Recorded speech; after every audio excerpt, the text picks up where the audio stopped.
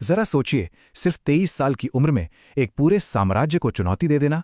आज हम बात करेंगे उस वीरांगना की, उस अमर कहानी की, जिसकी एक तलवार ने सही में इतिहास का रुख ही मोड़ दिया। जी हाँ, ये कहानी है रानी लक्ष्मीबाई की। खूब लड़ी मर्दानी, वो तो झांसी वाली रानी थी। ये लाइनें, ये सिर्फ एक कविता नहीं है। नहीं, ये तो एक ऐसी रानी की पूरी जिंदगी का निचोड़ है, जिसने अपनी मिट्टी के लिए, अपनी झांसी के लिए अपना सब कुछ दांव पर लगा दिया। तो हर बड़ी कहानी की एक शुरुआत होती है ना? चलिए, हम भी कहानी के एकदम शुरुआत में चलते हैं। उस दौर में जब झांसी की रानी रानी नहीं, बल्कि सिर्फ एक बहुत ही बहादुर लड़की थी, जिसका नाम था मनो।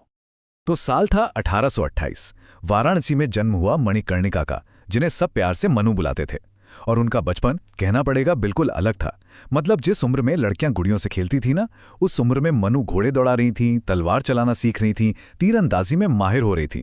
फिर 1842 में उनकी शादी हुई झांसी के राजा गंगाधर राव से, और वो बन गई रानी लक्ष्मीबाई। पर किस्मत को शायद कुछ और ही मंजूर था। खुशियां ज्यादा दिन टिक नहीं पाईं। पहले तो उन्होंने अपने बेटे को खो दिया, और फिर 1853 में राजा गंगाधर राव भी नहीं रहे। अब वो अकेली थीं और उनके सामने था अपना राज्य बचाने का सवाल। तो उन्होंने दामोदर राव को गोद ले लिया। और बस यहीं से कहानी का वो मोड़ आता है जहां से एक रानी एक क्रांतिकारी नेता बन जाती है।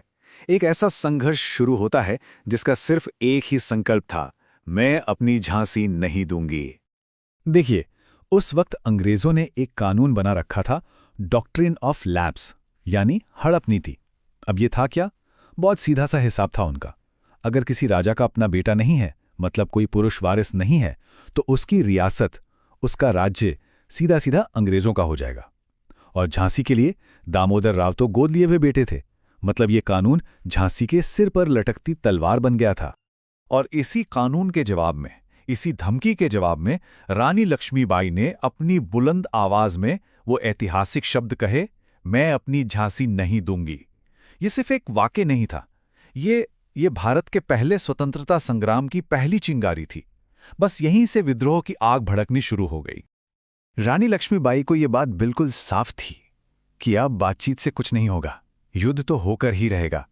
तो उन्होंने सरेंडर करने के बजाय संघर्ष का रास्ता चुना।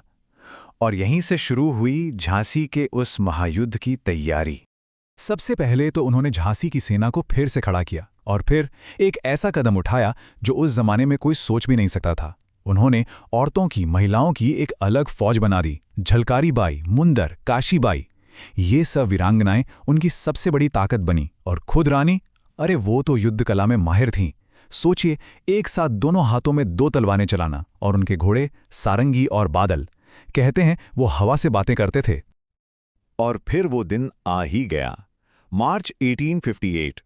ब्रिटिश कमांडर था सर ह्यू रोज, जो अपनी एक बहुत बड़ी सेना लेकर आया, और उसने झांसी के किले को चारों तरफ से घेर लिया।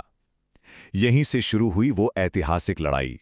एक तरफ थी अंग्रेजों की विशाल सेना, और दूसरी तरफ रानी लक्ष्मीबाई अपनी मुट्ठी भर सेना के साथ एक चट्टान की तरह खड़ी थीं। जब लगा कि किला अब दुश्मनों के हाथ में चला जाएगा, तो रानी ने वो किया जिसकी किसी ने कल्पना भी नहीं की थी। एक ऐसा दृश्य जो इतिहास में हमेशा के लिए अमर हो गया। उन्होंने अपने छोटे से बेटे दामोदर को अपनी पीठ पर कसकर बांधा, अपने घोड़े बादल पर सवार हुईं, और रात के अंधेरे में किले की ऊंची दीवार से छलांग लगा दी। ये सिर्फ भागना नहीं था, नहीं, ये एक माँ का अपने बच्चे के लिए प्यार था, और एक योद्धा का वो जज्बा था जिसे कोई झुका नहीं सकता। झांसी पीछे छूट गया था, पर लड़ाई अभी खत्म नहीं हुई थी, बल्कि अब तो रानी का संघर्ष एक नए दौर में जा रहा था। एक ऐसा दौर जो उन्हें उनकी आखिरी लड़ाई और अमर शहादत की तरफ ले जाने वाला था। झांसी से निकलकर रानी लक्ष्मीबाई सीधे ग्वालियर पहुंची। वहां वो मिली एक और महान क्रांतिकारी तात्या टोपे से, और दोनों ने मिलकर ग्वालियर के किले पर कब्जा कर लिया। ये एक बहुत बड़ी जीत थी। इस जीत के बाद वो सिर्फ झांसी की रानी नहीं रहीं, अब वो 1857 के पूरे विद्रोह का चेहरा बन चुकी थी, एक चमकता हुआ सितारा। उनकी आखिरी लड़ाई का जो मंजर था, वो सच में असाधारण था। पुरुषों के कपड़ों में, एक हाथ में तलवार और दूसरे हाथ से घोड़े की लगाम संभाले, वो एक विशाल और मजबूत ब्रिटिश सेना का सामना कर रही थीं। और उस पूरी सेना का बस एक ही मकसद था, किसी भी तरह रानी को पकड़ना। 18 जून 1858, कोटा की सराय का मैदान। लड़ते लड़ते वो बहुत बुरी तरह घायल हो गई, पर अपने आखिरी पलों में भी उनकी बस एक ही चिंता थी, एक ही आदेश था कि कुछ भी हो जाए उनका शरीर दुश्मनों के हाथ नहीं लगना चाहिए। सिर्फ 23 साल, महज 23 साल की उम्र थी उनकी। इस उम्र में इस वीरांगना ने अपनी मातृभूमि के लिए सबसे बड़ा बलिदान दिया और हमेशा हमेशा के लिए इतिहास में अमर हो गईं। उनकी छोटी सी जिंदगी हिम्मत और बहादुरी की एक ऐसी मिसाल बन गई जिसे कोई भुला नहीं सकता। तो सवाल ये उठता है कि आज भी, इतने सालों बाद भी, रानी लक्ष्मीबाई की कहानी हमें इतनी हिम्मत क्यों देती है? आखिर क्या है उनकी विरासत में? चलिए इसी पर एक नजर डालते हैं। वो सिर्फ इतिहास की एक रानी नहीं है। रानी लक्ष्मीबाई जुल्म के खिलाफ उठने वाली हिम्मत का प्रतीक हैं।